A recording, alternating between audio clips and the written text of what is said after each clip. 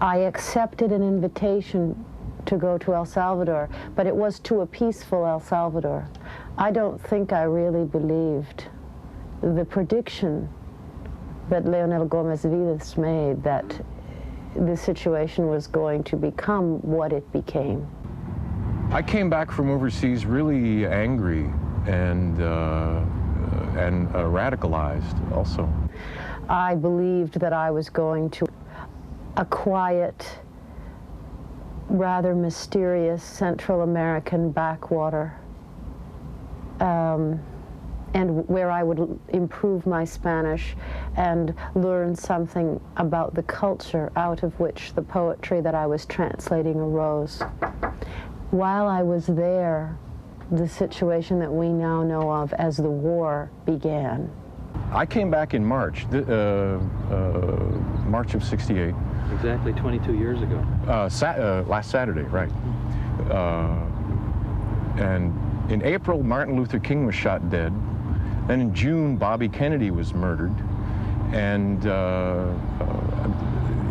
things were just terrible. And then at the end of the summer came the Democratic Convention. And I thought that the war had followed me home. I spent some time in El Salvador between 1978 and 1980. The first section of the book, The Country Between Us, contains poems that came out of that time. The section is dedicated to the memory of Monsignor Oscar Romero, who was the Archbishop of San Salvador until he was assassinated in March 1980, so it will be 10 years next month. In my the smallest period of time, the last period of time I was there, I worked for him. And I think he was someone a little bit at the end like Gandhi. The last time I saw him, I had the feeling that I was in the presence of a saint, because he was very calm and he knew he was going to die, and he was fine. He said it was fine. He was going to stay with his people and everything would be all right. I'm going to read one poem. It comes from 1978. The Colonel. What you have heard is true. I was in his house.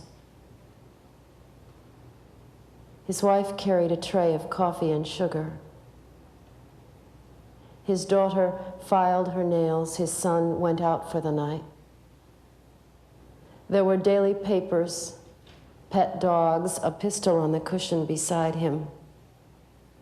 The moon swung bare on its black cord over the house. On the television was a cop show. It was in English. Broken bottles were embedded in the walls around the house. To scoop the kneecaps from a man's legs or cut his hands to lace. On the windows there were gratings like those in liquor stores. We had dinner, rack of lamb, good wine. A gold bell was on the table for calling the maid. The maid brought green mangoes, salt, a type of bread. I was asked how I enjoyed the country. There was a brief commercial in Spanish. His wife took everything away. There was some talk then of how difficult it had become to govern. The parrot said, "Hello," on the terrace. The colonel told it to shut up and pushed himself from the table. My friend said to me with his eyes, "Say nothing." The colonel returned with a sack used to bring groceries home. He spilled many human ears on the table. They were like dried peach halves. There is no other way to say this. He took one of them in his hands, shook it in our faces, dropped it into a water glass. It came alive there. I am tired of fooling around, he said. As for the rights of anyone, tell your people they can go fuck themselves. He swept the ears to the floor with his arm and held the last of his wine in the air. Something for your poetry, no? He said. Some of the ears on the floor caught this scrap of his voice. Some of the ears on the floor were pressed to the ground. The men of my generation, the soldiers of my generation, really had a hard time explaining to our fathers, who are all World War II veterans and came out of that generation, what the war in Vietnam was. And there was a lot of really aggressive misunderstanding. You know, I really wanted my dad to understand what I had been and what I had done and what I had seen. And he really didn't. You know, it's one of the, it's where the James comes from. In Paco's story, I have a great veneration for James Jones, who wrote, was one of the great writers of the 20th century, but in America, came out of the experience of World War II. And he went back to Vietnam in the late 60s, I think it was the summer of '68, and wrote a book called Vietnam Journal. And he had no connection with the army that was in the field in Vietnam. He wrote about a military experience, an American military experience, that was the experience of my fathers, and really couldn't connect. And so one of the reasons why I use the James in Paco's story is really to explain to James Jones what it was. Now, according to some people, folks do not want to hear about Alpha Company, us grunts, busting jungle and busting cherries from landing zone Skater Gator to Scatmandu, wherever that is, humping and hauling ass all the way. We used French colonial maps back then. The names of towns and map symbols and elevation lines crinkled and curly-cued and squeezed together as incomprehensible as the Chiricahua dialect of Apache. We never could cipher a goddamn thing on those maps, so absolutely and precisely where Scatmandu is, tongue cannot tell. But we asked around and followed Lieutenant Stennett's nose, flashing through some fine firefight possibilities, pungy pits the size of copper mines, not to mention hog pens and chicken coops, scattering chickens and chicken feathers like so many wood chips.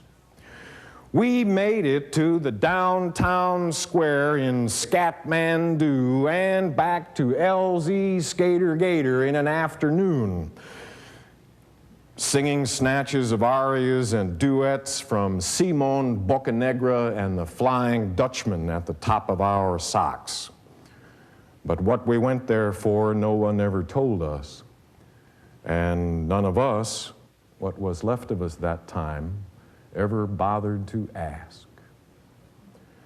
And some people think that folks do not want to hear about the night at Firebase Sweet Pea when the whole company got kicked in the mouth good and hard, street fight hard, and wound up spitting slivers of brown teeth and bloody scabs for a fortnight. Lieutenant Stennett had us night-loggered on a lumpy, rocky slope down the way from high ground, his first, but by no stretch of your imagination, his last mistake. And you could hawk a gob of phlegm and spit on the woodline from your foxhole, James. And it was raining to beat the band, and no one was getting any sleep. And just after midnight, according to Gallagher's radium dial watch, some zonked-out zip crawled up sneaky close in the underbrush and whispered in the pouring rain, "Hey, you! Richard Nixon is a egg-sucking hunk of runny owl shit." And then Paco and the rest of us heard him and some other zip giggling, tee-hee-hee-hee, as though that was the world's worst thing they could think to say and would provoke us into a rageful anger. But before any of us could wipe the rain out of our eyes, Jonesy raised his head from his rucksack where he was taking one of his famous naps, fucking the duck, we called it, and stage whispered right back, "Listen, you squint-eyed spook, you ain't telling me anything I don't know." Then they whispered back at us with one voice as giggly and shivery cute as a couple smart-ass 6-year-olds. "G.I., you die tonight." And then giggled some more. Paco blinked his eyes slowly, glancing out of the corners as if to say he didn't believe he heard what he knew he heard, and shook his head, saying out loud, "What do these zips think this is? Some kind of chicken shit Bruce Dern, Michael J. Pollard, John Wayne movie? G.I., you die tonight. What kind of a fucked up attitude is that?" Then he leaned over his sopping wet rucksack in the direction of the smirking giggles, put his hand to his mouth megaphone fashion, and said, "Hawk shit," loud enough for the whole company to hear. "Put your money where your mouth is, slopehead," he said. "Whip it on me." So later that night they did. They greased half the 4th platoon and Lieutenant Stennett's brand new radio man, and we greased so many of them it wasn't even funny. The lieutenant got pissed off at Paco for mouthing off and getting his radioman blown away so soon, but that was okay because the lieutenant wasn't wrapped too tight, as Jonesy would say. The next morning we got up, brushed ourselves off, cleared away the airstrike garbage, the firefight junk and jungle junk, and dusted off the walking wounded and the litter wounded and the body bags. And the morning after that, just as right as rain, James, we saddled up our rucksacks and slugged off into the deepest, baddest part of the goon-gone forest north of our base camp at Fuckluck, spelled P-H-U-C-L-U-C, Fuckluck. Looking to kick some ass, anybody's ass, can you dig it, James? And take some names. Yes, sirree. We hacked and humped our way from one end of that goddamn woods to the other. No more sophisticated or complicated or elegant than an organized gang, crisscrossing wherever our whim took us, looking to nail any and all of that goddamn giggling slime we came across to the barn door. Then one bright and cheery morning when our month was up, Private First Class Elijah Raintree George Washington Carver Jones, Jonesy for short, James, had 39 pairs of blackened, leathery, wrinkly ears strung on a bit of black camo wire and wrapped like a garland around that bit of turned-out brim of his steel helmet. He had snipped the ears off with a pearl-handled straight razor, just as quick and slick as you'd lance a boil the size of a baseball. Snicker snack. The way he bragged his uncle could skin a poached deer. He cured the ears a couple days by tucking them under that bit of turned-out brim of his steel helmet, then toted them crammed in a spare sock. The night that Lieutenant Stennett called it quits, Jonesy sat way up after dark, stringing those ears on that bit of black wire and sucking snips of sea-ration beefsteak through his teeth.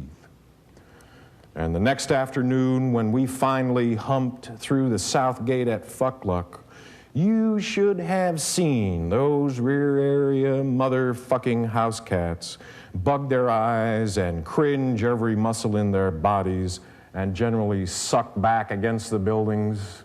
You would have been right proud, James. Jonesy danced this way and that, juking and jiving, dancing and high-stepping, rolling his eyes and snapping his fingers in time, twirling that necklace to a fare thee well, shaking and jangling it as much as a necklace of ears will jangle, James, and generally fooling with it as though it were a cheerleader's pom-pom. And the Fuckluck base camp Viettes couldn't help but look too. Now, the Viettes worked the PX checkout counters, good-looking women who had to put out right smart and regular to keep their jobs. The PX barber shop, where the Viet barbers could run a 35-cent haircut into $6.50 in 15 minutes. And the stylishly thatched souvenir shack, where a bandy-legged Arvin cripple sold flimsy beer coolers and zippity-doo-dah housecat ashtrays and athletic-style jackets that had a map of Vietnam on the back with the scrolled legend, "Hot Damn Vietnam," underneath. And James, don't you know they were Viettes during the day and Zips at night? One Zip we body counted one time couldn't booby trap a shit house any better than he could cut hair. Every Viet in base camp crowded the doorways and screen windows and such as that, gawking at Jonesy and the rest of us too. So he made a special show of shaking those ears at them, witch doctor fashion, while booming out some gibberish mumbo-jumbo in his best amen corner baritone and laughing that cool, nasty, grisly laugh of his, acting the jive fool for all those house cats. And the rest of the company, what was left of us that time, laughed at him too, even though we humped those last 300 meters to the tents up an incline on sloppy, bloody blisters with our teeth gritted and the fraying rucksack straps squeezing permanent grooves in our shoulders. A body never gets used to humping, James. When the word comes, you saddle your rucksack on your back, take a deep breath and set your jaw good and tight. Lean a little forward as though you're walking into a stiff and blunt nor'easter, and then begin by putting one foot in front of the other. After a good little while, you've got two sharp pains as straight as a die from your shoulders to your kidneys. But there's nothing to do for it but grit your teeth a little harder and keep humping.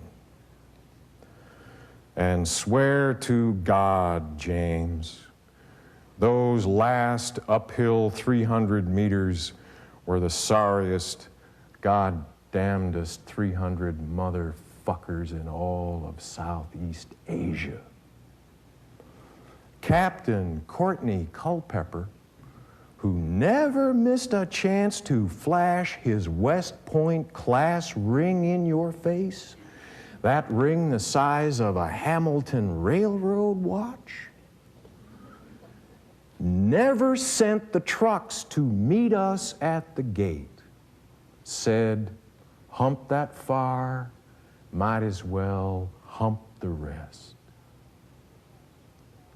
When I came back from El Salvador, I had to go to, I was teaching all the time, coming back, teach a little bit, get cured of some, you know, disease, go back to El Salvador. And one of the places I was invited to teach for a week was La Jolla Country Day School. You know what La Jolla Country Day School is, and so I don't have to tell you a lot of things about it. But, well, you know, it's a day school, and I was supposed to expose them to poetry, but only for 1 week. And I was supposed to stick to poetry. And they didn't want the students exposed to poetry for any more than 1 week, because they didn't want them actually to become poets. This was just for the toasts at the dinners and things that they were going to have to do later in their lives. So it was during the Carter administration. Excuse me. It was during the Carter administration, and pre-registration for the draft had come. Do you remember that? They were trying to make it sound like college then. And I had the seniors on Friday, and I got in, and we did our poems, and we talked about poems, and we wrote them on the board, and it was wonderful. And then one of the senior boys raised his hand and said, "Miss Forche, should we pre-register for the draft?" And I thought, oh no, you know, this is a political question. And I'm not supposed to talk about these things in La Jolla Country Day School. And so I didn't know what to do, because I also wanted to answer him. And so I said, well, I can't answer that for you. You have to answer that for yourself. You know, just think for a long time about Vietnam and then answer it. And so I thought this would work. They said, but we were little. We don't know anything about Vietnam. And that's when I realized that not everyone who wears blue jeans is the same age. And I had become inadvertently an adult, and I had a different memory than they had, and so I decided to write a poem from my generation to their generation. Mine is anyone, male or female, who reached conscription age any time during the war in Indochina, and they are everyone who came after. And I used an image for them in the poem, which is making snow angels. I'm in Los Angeles, but you know what that is, right? You know, because they didn't know what that was, and I had to lie down on the floor and wave my arms and legs. So this is for them, and this is probably from many of you, I think. Selective Service. We rise from the snow where we've lain on our backs and flown like children.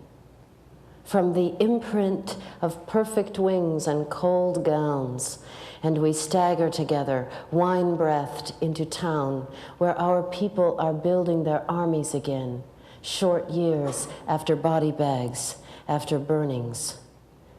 There is a man I've come to love after 30, and we have our rituals of coffee, of airports, regret. After love, we smoke and sleep with magazines, 2 shot glasses, and the black and white collapse of ours. In what time do we live that it is too late to have children? In what place that we consider the various ways to leave?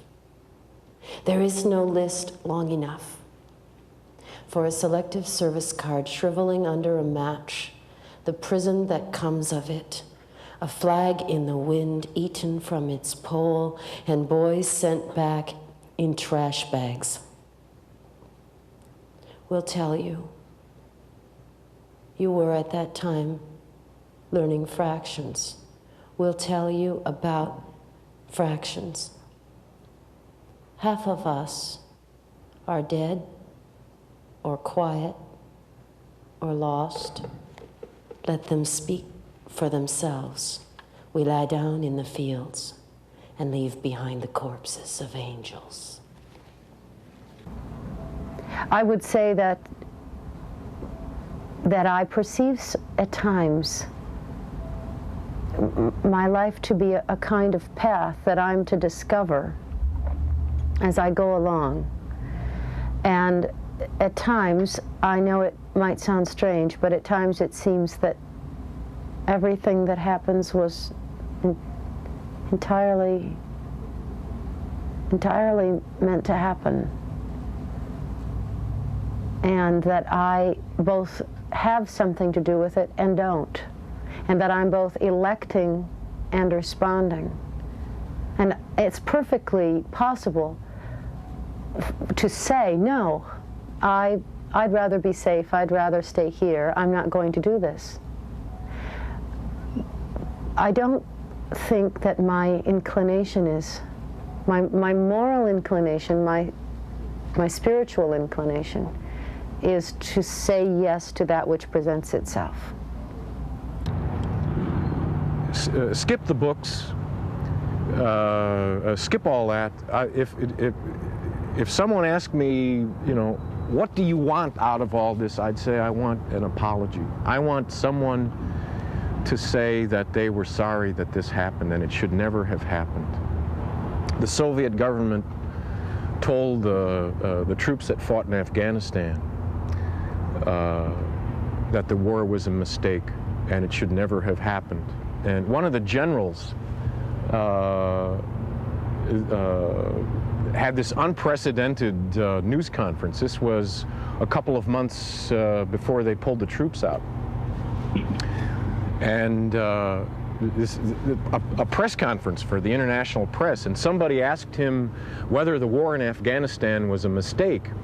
And he looked down and sort of thought for a minute, and he said, there's an old Russian proverb: a tailor should measure his cloth 7 times before he cuts it.